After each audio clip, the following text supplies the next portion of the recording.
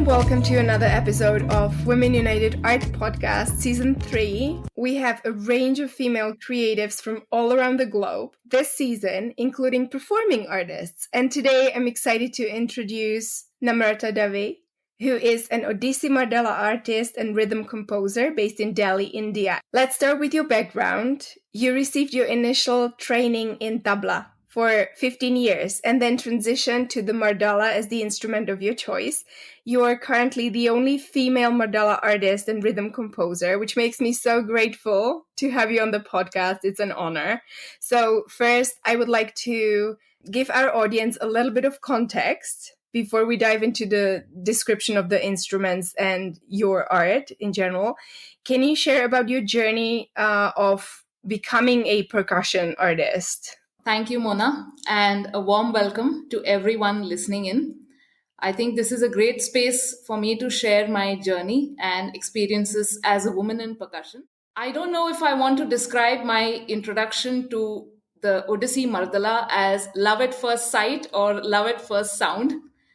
It was at an Odissi dance performance more than 15 years ago when I heard the Mardala and I saw it being played as an accompanying instrument.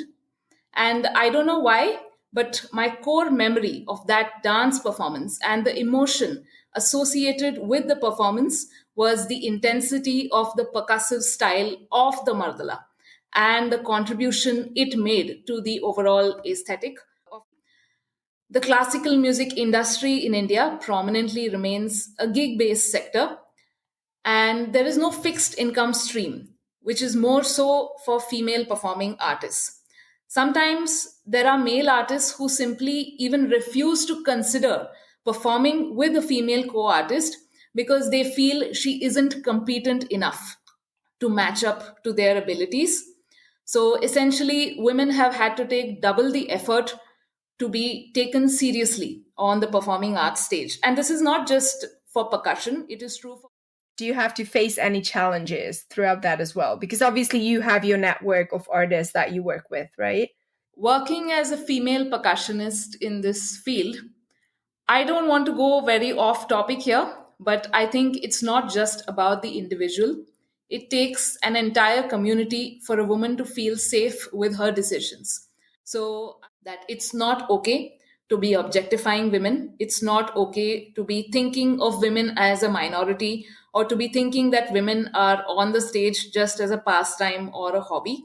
It's time to start taking women seriously as performing artists, not just established artists, but even emerging artists. A lot of care needs to be exercised in what we're speaking, what we're reading. I think we need to be very careful about the kind of material that we are putting out regarding the performing arts, regarding women's role in the arts and culture. You mentioned mental health and self-care. Performing of any sort is demanding, both physically and mentally. Can you please talk a little bit more about how you navigate mental health and ensure that you have space for self-care? The one mantra that I always go by is I am my biggest supporter. It's not friends, it's not family, it's not external validation. It starts with me.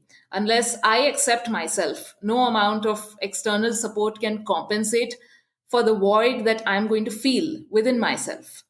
So just to think of it, when is the last time you say, looked at a mirror and just smiled at yourself for no reason at all? I think we need to do that every day. I have me. I am my biggest supporter. I am my biggest cheerleader. I am my biggest critic.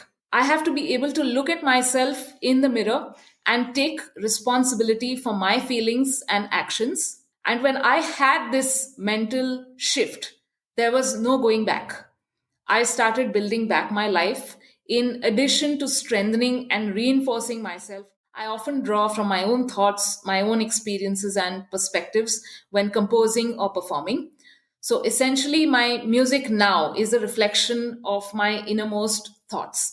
And my listeners, I hope that my listeners can actually get a glimpse of my inner state of mind and probably find parallels with their own thoughts and feelings. Being in a mentally and physically happy space plays a huge role in developing resilience to challenging situations and understanding our bodily reactions to them. So, this is where going outside your comfort zone to pursue something new and challenging comes into play. So, I'll illustrate this with an example, able to follow the rhythm. So, when dancers do reach out to me about rhythm lessons, then I do definitely take out time for that. And I'm also very excited to work with new people, work on creative projects, push the boundaries of what we consider traditional in music, and actually use my music, use my instrument as a tool for global awareness, as something that is going to bring about a change. So, Namrata, we are slowly coming to the end of the interview, and my last question is about your goals for 2024. And I know you mentioned that you don't like the big ones, that you like to break them down, but what are you working towards? One thing that I want to really focus on in 2024 is the solo aspect of my instrument. So, the way this instrument, the Mardala, has evolved, it's been primarily an accompanying instrument to Odissi music or Odissi dance or folk music.